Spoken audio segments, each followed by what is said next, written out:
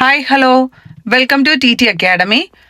LPUP ഇൻ്റർവ്യൂവിൻ്റെ ഭാഗമായിട്ട് നമ്മളിപ്പോൾ പഠിച്ചുകൊണ്ടിരിക്കുന്ന സീരീസിൽ ഇന്നത്തെ ക്ലാസ്സിൽ നമ്മൾ ഡിസ്കസ് ചെയ്യാൻ പോകുന്നത് കേരള സ്കൂൾ പാഠ്യപദ്ധതി ചട്ടക്കൂട് 2013 KCF 2013 എന്നിവയെക്കുറിച്ചായിട്ടാണ്. അപ്പോൾ കഴിഞ്ഞ ക്ലാസ്സിൽ നമ്മൾ 2009 വരെയുള്ള പ്രധാനമായിട്ടുള്ള മാറ്റങ്ങൾ, രേഖകളും കമ്മിറ്റികളും എല്ലാം പഠിച്ചിട്ടുണ്ട്. അപ്പം അതിനുശേഷം വന്ന ഒരു സുപ്രധാനമായിട്ടുള്ള ഒരു പാഠ്യപദ്ധതി അല്ലെങ്കിൽ ഒരു രേഖയാണ് ഈ KCF 2013 എന്ന് പറയുന്നത്. അപ്പം നമ്മൾ മുൻപുള്ള ഒരു ക്ലാസ്സിൽ നമ്മൾ KCF 2007 കുറിച്ച് പഠിച്ചു.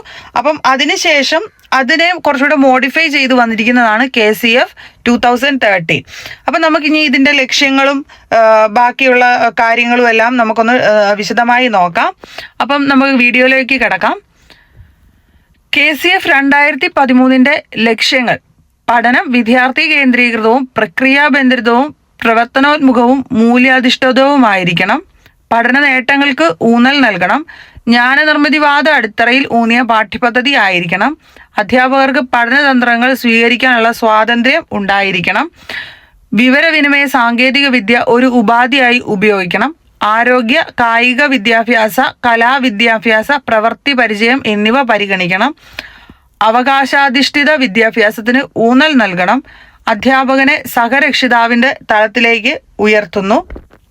അധ്യാപകൻ പാലിക്കേണ്ട ധാർമ്മിക നിയമസംഹിതയ്ക്ക് ഊന്നൽ നൽകുന്നു. പുതിയ കാലഘട്ടത്തിൻ്റെ വെല്ലുവിളികൾ അഭിമുഖീകരിക്കാൻ സഹായമാകുന്ന പഠന നൈപുണ്യങ്ങൾ ആർജിക്കുന്നു.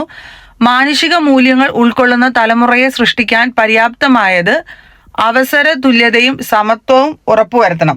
അപ്പം ഇത്രയും ലക്ഷ്യങ്ങളാണ് ഈ KCF 2013 മുന്നോട്ട് വെച്ചിരിക്കുന്നത്. അപ്പം നമ്മൾ ജസ്റ്റ് ഒന്ന് ഓർത്തു വെക്കുക.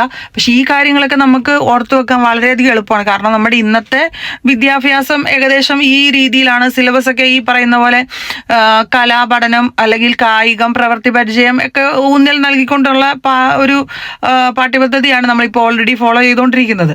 അപ്പം ഇതൊക്കെ നമുക്ക് അത് വെച്ച് റിലേറ്റ് ചെയ്ത് നമുക്ക് ഓർത്തു വെക്കാൻ സാധിക്കുന്നതാണ്. ഇനി നമുക്ക് KCF 2013 പ്രതിഫലനങ്ങൾ എന്തൊക്കെയാണെന്നൊന്ന് നോക്കാം. പഠനത്തിൽ അറിവ് നിർമ്മിക്കുന്ന പ്രക്രിയയ്ക്ക് ഊന്നൽ വന്നു. അന്വേഷണാത്മക പഠനരീതി പിന്തുടരുന്നതിന് അധ്യാപകർ തയ്യാറായി. പഠനം ക്ലാസ് മുറിക്കുള്ളിൽ മാത്രമല്ല നടക്കേണ്ടത് എന്ന തിരിച്ചറിവ് പാഠ്യപദ്ധതി വിനിമയത്തിൽ പ്രയോഗിക്കാൻ തുടങ്ങി. അധ്യാപക ശാക്തീകരണ പ്രവർത്തനങ്ങൾക്ക് പ്രാധാന്യം വന്നു. നിരന്തരവും സമഗ്രവുമായ മൂല്യനിർണ്ണയം എന്ന ആശയം അംഗീകരിക്കുകയും നടപ്പാക്കാൻ തുടങ്ങുകയും ചെയ്തു. വിദ്യാലയ പ്രവർത്തനങ്ങളിൽ സമൂഹത്തിൻ്റെ കൂട്ടായ്മയും ഇടപെടലും വർദ്ധിച്ചു. ഗവേഷണാത്മക പഠനബോധന പ്രക്രിയയ്ക്ക് ഊന്നൽ ലഭിച്ചു. പ്രാദേശിക അറിവുകളുടെയും വിഭവങ്ങളുടെയും ഉപയോഗം ഉറപ്പാക്കാൻ തുടങ്ങി. അക്കാദമിക മാസ്റ്റർ പ്ലാൻ, സമഗ്ര വിദ്യാലയ വികസന പദ്ധതി എന്നിവ തയ്യാറാക്കി പ്രവർത്തനം ആരംഭിച്ചു. അപ്പം ഇത്രയുമാണ് ഈ ഒരു KCF 2013 പ്രതിഫലനങ്ങൾ. അപ്പോൾ ഇതിൽ നമ്മൾ ഒരു പോയിന്റ് നിങ്ങളൊന്ന് ഓർത്തിരിക്കുക. ഈ അക്കാഡമിക് മാസ്റ്റർ പ്ലാൻ എന്ന് പറയുന്നത് മുൻ വർഷങ്ങളിൽ നമുക്ക് ഗവൺമെൻറ് തരുമായിരുന്നു. അതേസമയം ഈ വർഷം തൊട്ട് നമുക്ക് അതിലൊരു മാറ്റം വന്നിട്ടുണ്ട്. നമ്മൾ വേണം ഓരോ മാസത്തെയും അക്കാഡമിക് മാസ്റ്റർ പ്ലാൻ തയ്യാറാക്കാൻ. അപ്പം അവസാനം ഒരു വർഷം ആകുമ്പോഴാണ് ആ ഒരു പ്ലാൻ കംപ്ലീറ്റ് ആവത്തുള്ളൂ. അപ്പം നമ്മൾ ഈ മാസം അടുത്ത മാസത്തേക്കുള്ള പ്ലാൻ ടീച്ചേഴ്സ് തയ്യാറാക്കാനാണ് ഇപ്പോഴത്തെ ഒരു നിർദ്ദേശം വന്നിരിക്കുന്നത്.